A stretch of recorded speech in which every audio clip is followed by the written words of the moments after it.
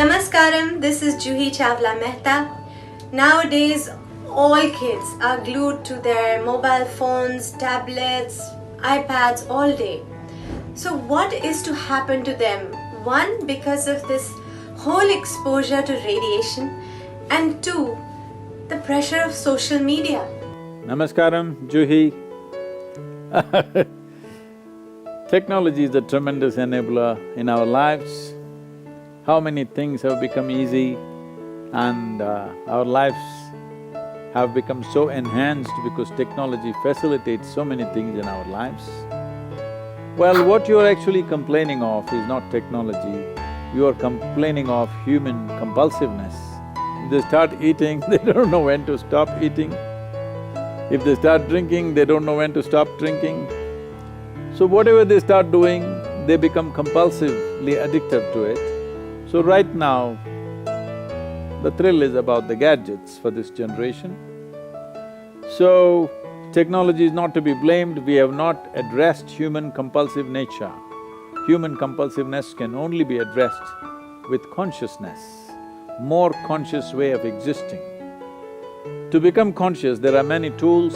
We have not propagated this large scale in our society.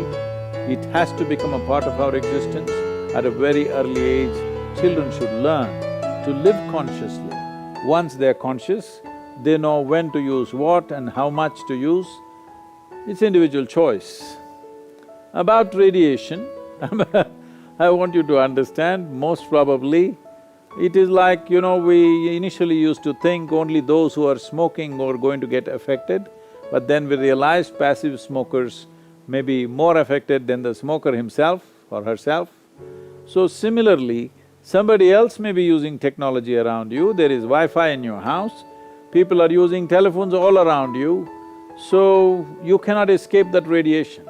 Yes, it has some consequences, but at the same time, the amount of life that it facilitates, we're willing to make a trade-off with it to some extent, but to what extent you wish to use technology must be your personal choice.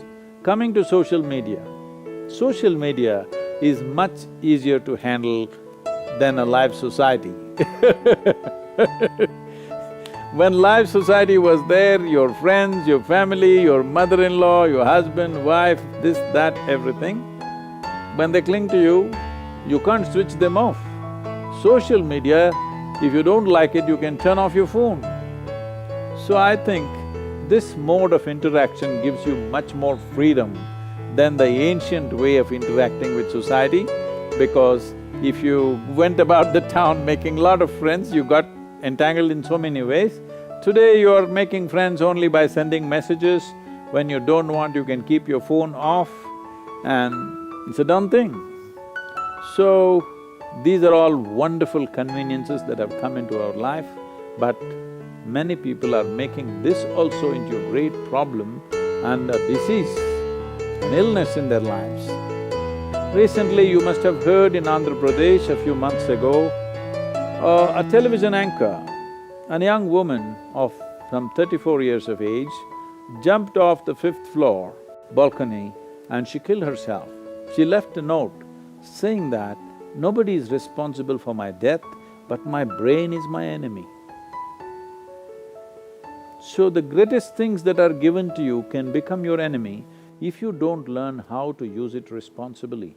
This goes for everything, not just for gadgets in your hand. This goes for your car, this goes for your food, this goes for your… everything that you're using in your life, including your brain. If you don't realize how to use it, if it becomes a compulsive process, then it can take your life.